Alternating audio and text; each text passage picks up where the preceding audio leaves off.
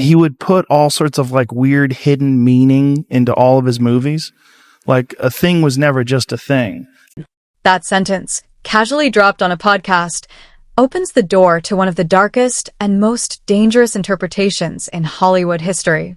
Because if nothing Stanley Kubrick ever did was accidental, if every frame, symbol, and decision was intentional, then his final film becomes something far more than entertainment. It becomes a coded message. A film he screened for executives just 6 days before his sudden death raises a serious question. What exactly was he trying to show them? I think that movie people up. Kubrick was a strange guy. Yeah. Calling the film strange doesn't even begin to describe it anymore, especially in 2026. What once looked like fiction now feels disturbingly close to reality. The mansions, the rituals, the elite figures, and their victims. These aren't just cinematic elements anymore. They resemble a world people now believe may actually exist behind closed doors, a world that audiences in 1999 dismissed too quickly. You know, he would do complex mathematics in his spare time. Really? Yeah, he's like a legitimate genius. Wow. Kubrick didn't just unsettle viewers. He may have unsettled the wrong people by making the film at all. To understand that, you have to look beyond the public image of Kubrick as a genius filmmaker and examine who he really was. Not just a director, but a man operating at a level of awareness and precision that made his work far more calculated and possibly far more dangerous than most realized. He would put all sorts of like weird hidden meaning into all of his movies. Like a thing was never just a thing. Kubrick wasn't just creative. He was intellectually extreme, even studying mathematics for fun while redefining cinema. His films weren't simply stories. They were constructed with surgical precision. Every frame had intent, every symbol meaning. According to this perspective, he wasn't just creating art, he was encoding messages for those sharp enough to decode them. There's a big crazy conspiracy about The Shining that inside of it is all sorts of information that it relates to the moon landing. Yeah. If nothing in Kubrick's work was random, then his final film must have been deliberate at every level. A story about elite rituals, powerful figures, and exploitation hidden from public view suddenly feels less like fiction and more like exposure.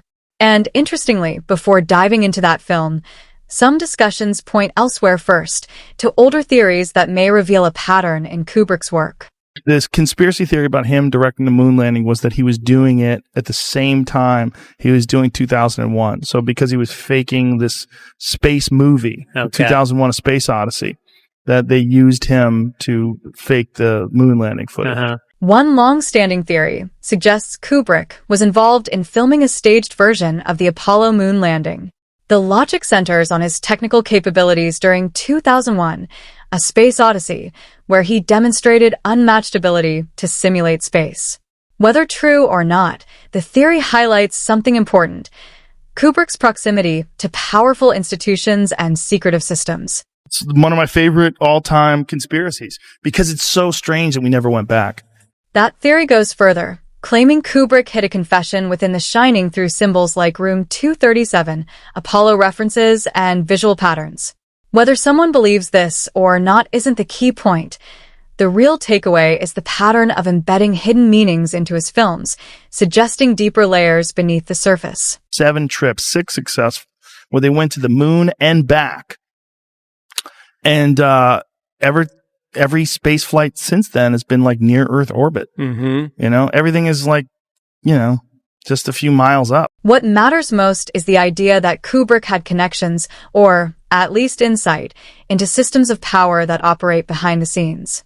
And instead of speaking openly, he expressed what he knew through his films.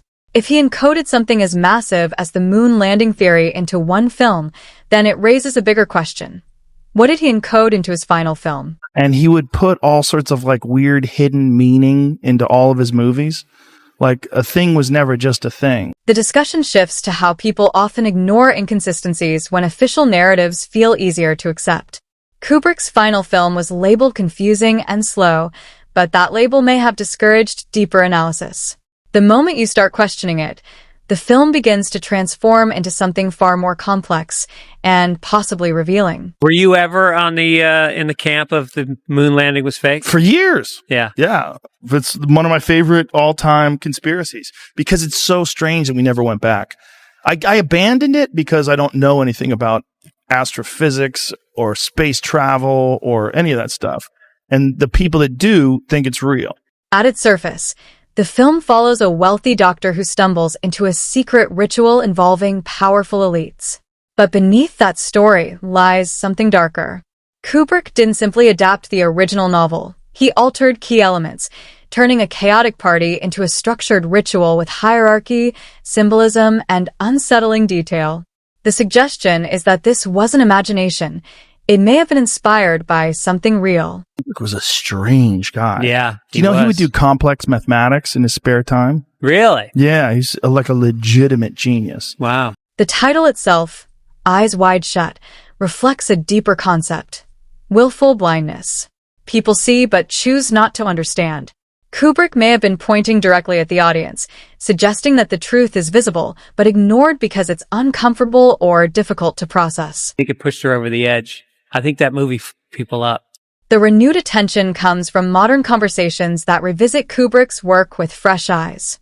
Sometimes it takes time and new context for people to recognize patterns that were always there but previously dismissed. It's fun. It's fun to think that Kubrick faked it all. Kubrick's methods also reveal his mindset. He pushed actors to extremes to capture real emotion, believing authenticity mattered more than comfort.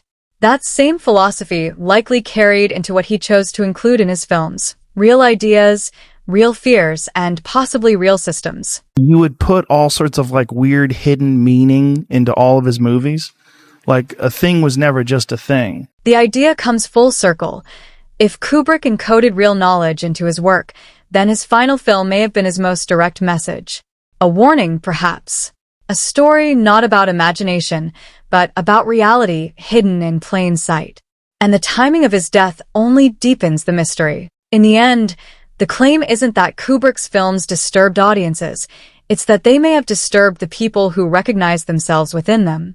The executives in that final screening room may have understood exactly what was being shown. And that raises the final question: was Kubrick simply making films, or exposing something much bigger?